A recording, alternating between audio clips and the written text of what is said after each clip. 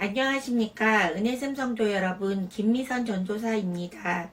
오늘은 고린도전서 1장 18절에서 25절 말씀을 중심으로 하나님의 능력과 지혜이신 그리스도가 지금도 우리 삶에서 능력을 행하시는 그리스도이심을 마음에 확증하는 시간이 되면 좋겠습니다. 고린도전서는 바울이 에베소에 머물면서 고린도 교회가 당면하고 있는 여러 문제점들과 고린도 교회 성도들이 안고 있는 의문점들에 대해서 신앙적인 답변과 교훈을 주기 위하여 기록되었습니다. 고린도는 당시 무역의 중심지로 로마나 아테네처럼 사회적 신분체계가 확립된 곳이 아니라 로마의 퇴역군인들, 돈을 주고 자유를 얻은 자유인들, 노예들, 유대인들, 로마 각지 무역업자들과 같은 다양한 계층의 사람들이 모인 곳이었기 때문에 사회 계층 간의 구분이 느슨하고 계층 간의 이동이 비교적 자유로운 도시였습니다. 이런 이유 때문에 고린도시에는 노예나 하층민 출신으로 탁월한 장사수완으로 부자가 되어 로마 시민권을 돈을 주고 사거나 고위 관직에까지 오른 자유민들이 많았습니다. 이들은 능력이나 지식을 매우 중요하게 생각했는데 이런 능력들이 돈을 벌거나 고위 관직에 오르는데 필수적인 것이 되었기 때문입니다.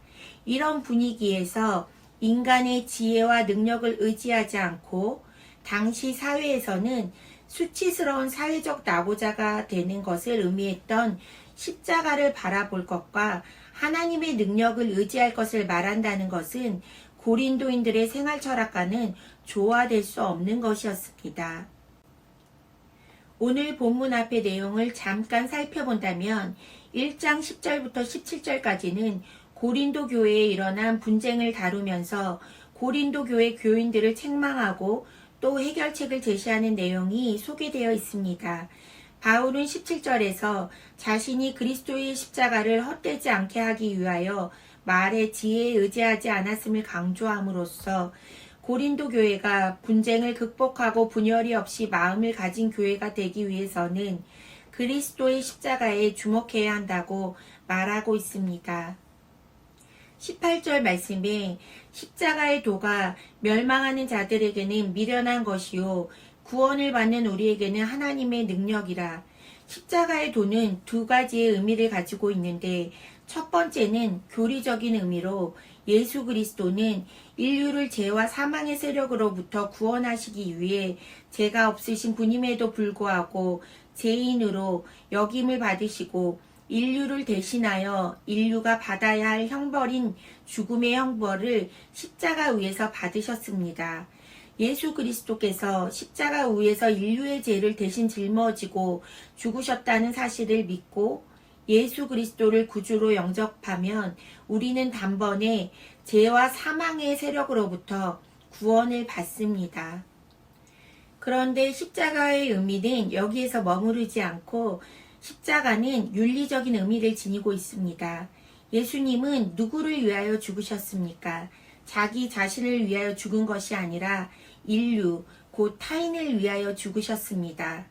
그런데 십자가의 도가 멸망하는 자들에게는 미련한 것이라고 바울은 말합니다. 멸망하는 자들은 하나님을 믿지 않는 불신자들을 뜻합니다. 멸망하는 이라는 표현은 지금 멸망해 가고 있는 자들이라는 뜻입니다. 불신자들은 현재 멸망으로 향하여 나아가는 삶을 살고 있는 자들입니다. 불신자들의 삶의 특징은 타인을 희생시키면서 이익을 추구하는 자기 중심성인데 이 삶의 원리가 불신자의 현재의 삶을 멸망으로 빠뜨리고 있습니다. 자기 이익을 추구하는 자들에게는 참된 기쁨이 없기 때문입니다. 왜냐하면 자기라는 밧줄에 꽁꽁 묶인 채 자유를 잃어버리기 때문입니다. 불신자들은 자기의 이익에 철저하게 충실한 삶이 지혜로운 삶이라고 착각합니다. 이들의 눈에는 자기를 철저하게 희생하고 타인의 유익을 구하는 십자가의 원리가 한없이 미련하고 어리석게 보이는 것이기 때문입니다.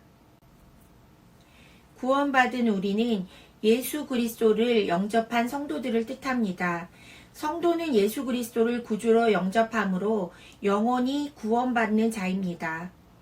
동시에 성도들은 현재의 삶 속에서 날마다 죄와 사망의 세력으로부터 구원받고 있는 자들입니다.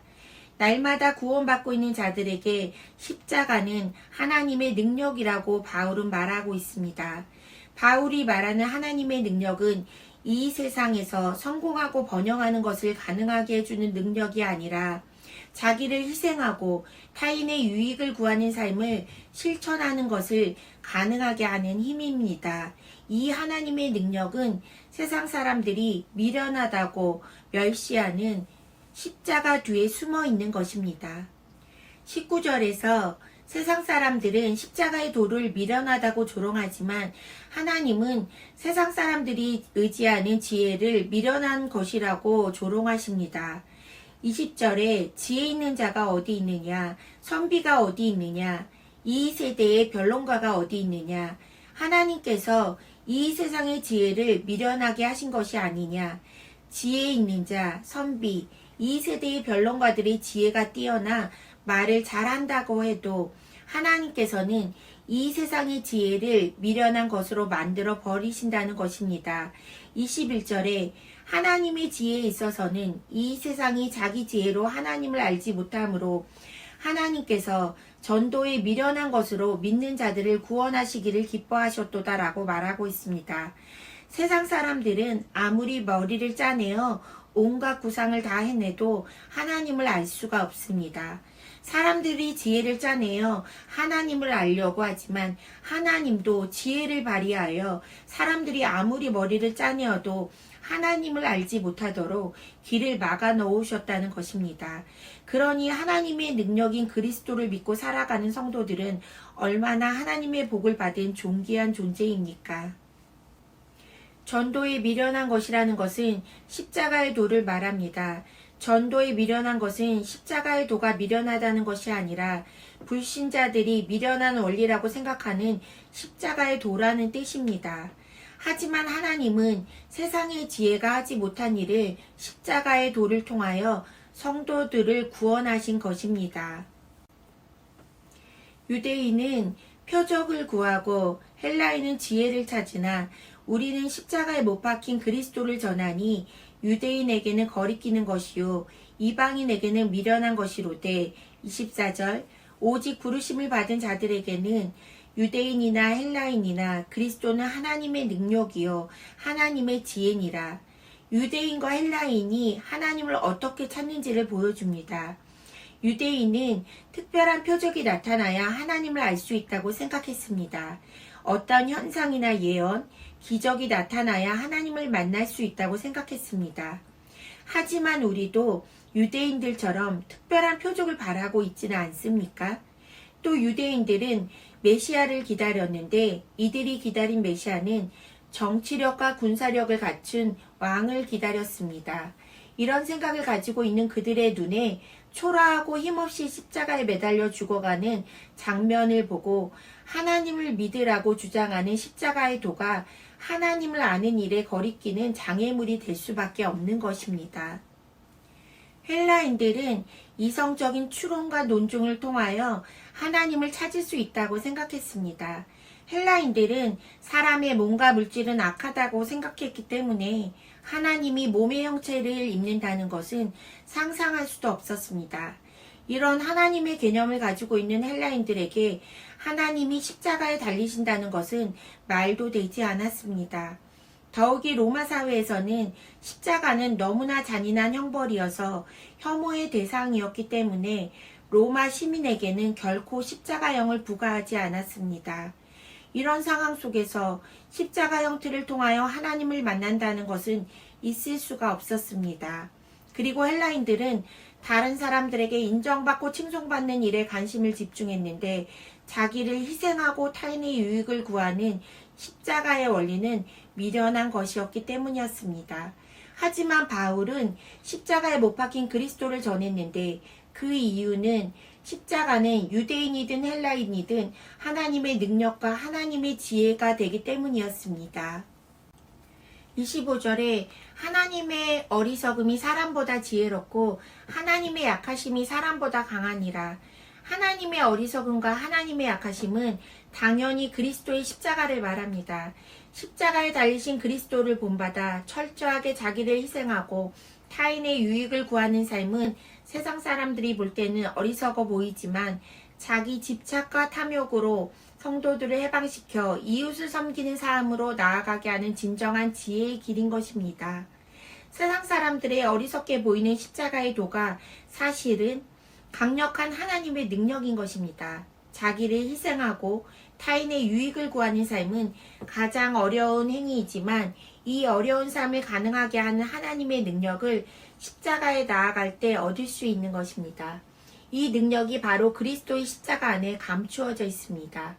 오늘도 그리스도의 십자가로 나아감으로 우리를 죄와 사망의 권세로부터 해방시켜 주신 그리스도의 은혜를 묵상하며 자기를 부인하고 희생하면서 이웃의 유익을 구하는 성도들이 되시기를 소망합니다.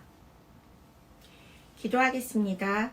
첫 번째, 오늘도 하나님의 능력을 십자가 앞으로 나아갈 때만 입을 수 있다는 것을 기억하며 그리스도를 본받아 자기를 희생하고 타인의 유익을 구하는 삶을 살아가도록. 두 번째, 우리를 죄와 사망의 권세로부터 구원해 주신 그리스도를 묵상하고 찬양하며 감사하는 성도들이 되도록 기도하겠습니다.